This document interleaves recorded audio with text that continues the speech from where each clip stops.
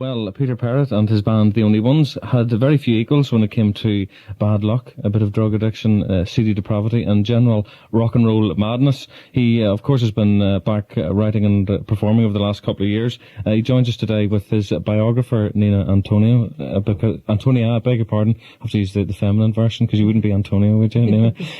The one and only Peter Perrett, Homme Fatale, is published this week by SAF Books. So, I suppose the difficulty of talking with the biographer and the subject is that there's a chance of violent contradiction of events. So I suppose, Nina, I should ask you first how you went about putting it together.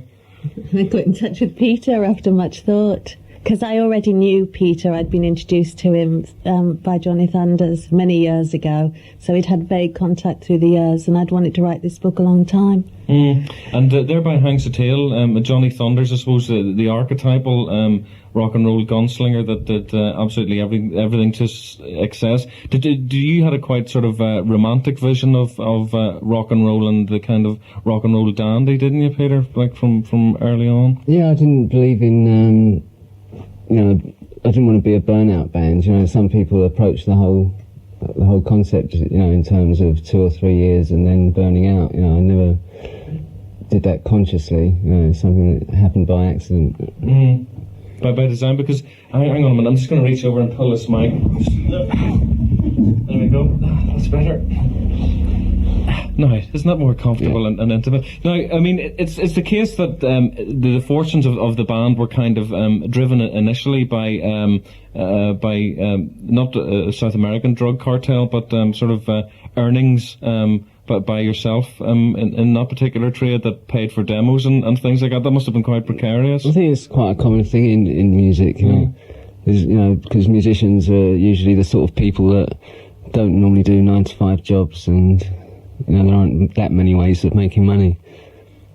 And you were sort of back and forth doing various kind of pickups then, and with the results put together, The Only Ones. Was it something then? Did you have a musical sort of vision of what they would sound like? I mean, I know that the New York Dolls had made quite an impact on you as well. No, actually, I didn't like the New York Dolls. Did you not? No, it's only after I met, because Johnny came to one of our gigs and introduced himself. It was after that, because I always thought they were a bit sloppy musically. They didn't do anything really exciting for me. But after meeting Johnny, I thought he had talent. It's just that it was a bit obscured most of the time. I mean, a lot of people have said that of you, that the talent's been obscured by the drugs and the rock and roll lifestyle and the bad fortune that befalls rock and roll bands. I mean, do you feel kind of frustrated that your songs from when you started haven't got a much bigger airing? No, because I'm happy at the point that I am in my life, and I wouldn't have arrived here without the misfortune, whatever that went before. So.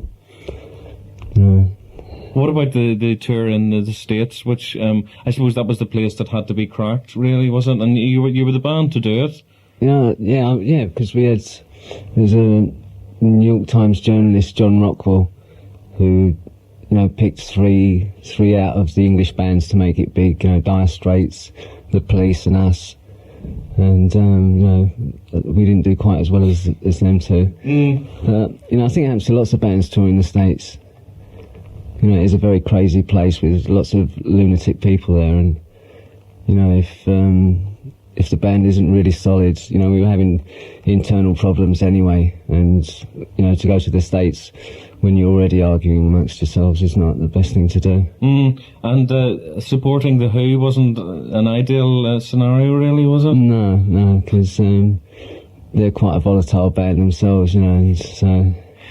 Because you ended up kind of you say in the book that it was kind of you were booted off the tour in the end, and it wasn't because of fights or anything like that, but you weren't kind of playing the rock and roll game and hanging out with the boys. That they thought you were kind of slightly aloof, punk new wave band, didn't they? We did like the first 10 dates with them, and then they'd sort of found some drinking pals in in an LA nightclub that, went on the tour instead, so. So that was the end of that? Yeah.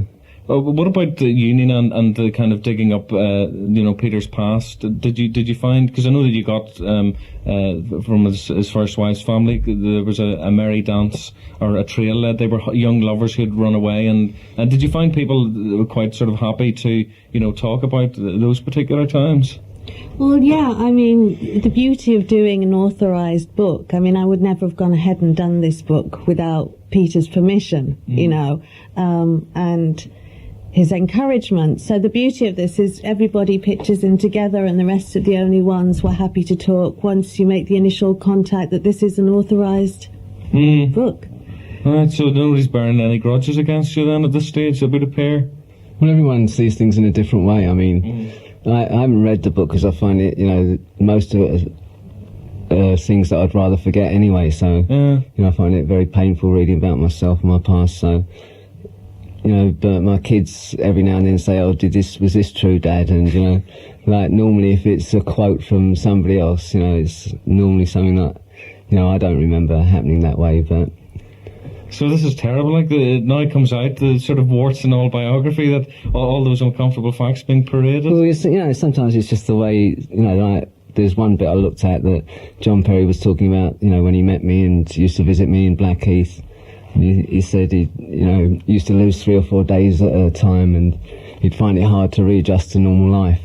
And then as an afterthought at the end of the line, or at the end of the chapter, it said, and then I caught crabs.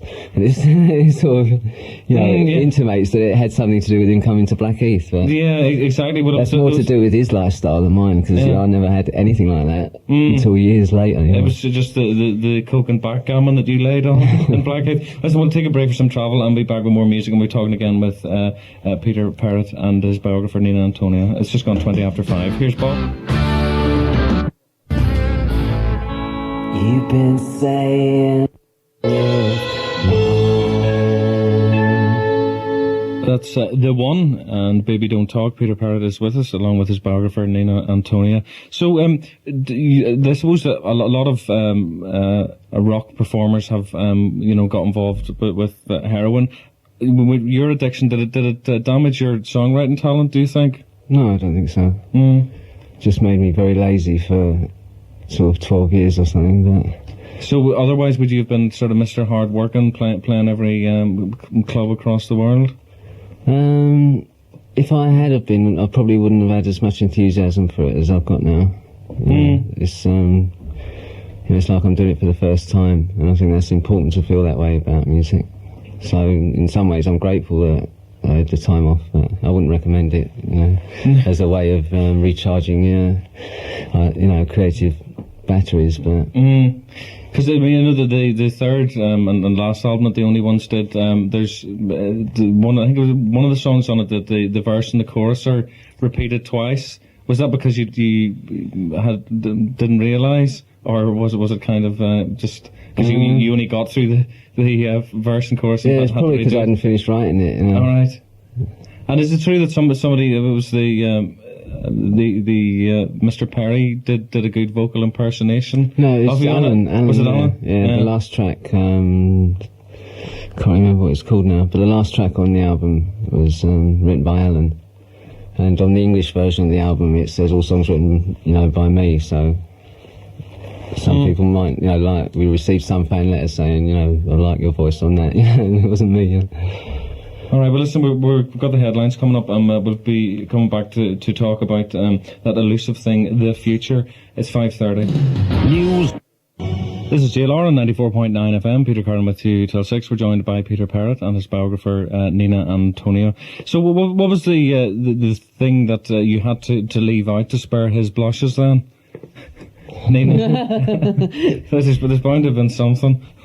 No, there wasn't really, because Peter's really an honest person, so... Too honest for my own good, I'm told, So, did you find that then, that dealings with the business, as it were, like record labels and things like that, people tried very much to dictate things to you, or did you leave things, leave yourself to your own devices, as it were? Well, the beginning of the only ones, we didn't have any of that problems like that at all, because we were on a high career-wise. We'd had great reviews and everything was going. Had millions of people coming to gigs, and so we got, given lots and lots of money, and it was only when the money started coming back slower than they'd anticipated that they started trying to interfere. And what sort of things were you supposed to write? Another Girl, Another Planet again and again? Is that what was required by them? No, I think it was the opposite. They assumed Another Girl, Another Planet was going to be a hit, and when it wasn't, they thought, maybe we ought to try and do something a bit more poppy, or not have a sort of 45-second guitar solo as an introduction to a song. Do you know what I mean? And I think the epitome of that was the single "Trouble in the World," where they got one of their house producers, Nicky Graham, who later worked with Bros. Right, because that's a match made in heaven. The only ones, and Bros as producer. So, have you made actual friends in the rock and roll business? Other players. Did you have any friends? The only person I would call a friend was Johnny Thunders, and unfortunately he isn't around anymore. Well, why do you think that is? Because there is this kind of matey fraternity thing that a lot of people do, play on each other's records, do benefit gigs together and things like that. I mean, is it your kind of aloofness that keeps people at bay? Well, no, I just disappeared for a long time. No one knew how to contact me, and I don't go out much now. I've got 2 kids who play music, and I tend to be stuck at home playing music with them most of the time. So I suppose that the big question is regrets. I'm sure you've had more than a few. No, I've got no regrets at all. Have you not? No, I think my kids give me so much pleasure because they're so talented, and in some ways, if I'd have been more successful, it might have stopped them from being, because sometimes when kids have too much, if they come from a sort of rich family and get everything given to them on a plate, they don't develop their own talents at all. And I think my lack of success has been benefit to them, so I'm really happy with the way things have gone. Good. Well, listen, it's good that you're writing and still pumping out the live performances. You're playing The Mean Fiddler on the 27th of September on a Friday night, and tonight you're doing a launch of the book, The One and Only, at Helter Skelter in Denmark Street, which begins at 7. And your kids are actually playing their first ever gig. Yeah, excellent. It's just the 2 of them because the stage is so small that they're just playing with 2 guitars and a drum machine. But they'll be on stage at 9 o'clock, which... And do you think about, do you want huge world domination success yourself? Well, I wouldn't say no to it, obviously, because I think you've already damaged yourself, so there's no way it would kind of do you any harm with it. No, it couldn't do me any harm. Definitely in touch with reality. Much too much reality for my taste, but I think my songs deserve to be heard by the world, but it doesn't bother me. As long as I can go in and make the next record, that's all that matters, really. Great. Well, we've talked about your own songs. We're going to end with we're going to play a bit of an exclusive. This is your tribute to the ultimate clean living foursome, ABBA. Tell us about this. How did this come about? We recorded it about 15 months ago. A little record label called Domino asked us to do a song for an ABBA tribute album. And I chose this song, Does Your Mother Know? Because it was, I listened to millions and millions of things that I just couldn't ever imagine singing. But when I heard this song, I thought it was perfect. And it was meant to come out a year ago, but I suppose as it's such a small label, probably never see the light of day. So I thought it'd be nice for at least your audience to hear it, because I think it's quite good. And nice because Bjorn and Benny and Agnetha and the other one are thinking of getting back together again, apparently. Oh, well, if they hear this, it'll make them want to give up, hopefully. This will be the definitive ABBA cover version. Peter, thanks very much indeed for coming in. Thanks, Nina, for coming in. You can read the one and only Peter Perrett, Fatale, which is published now in paperback by SAF Books. And here is that fond ABBA tribute.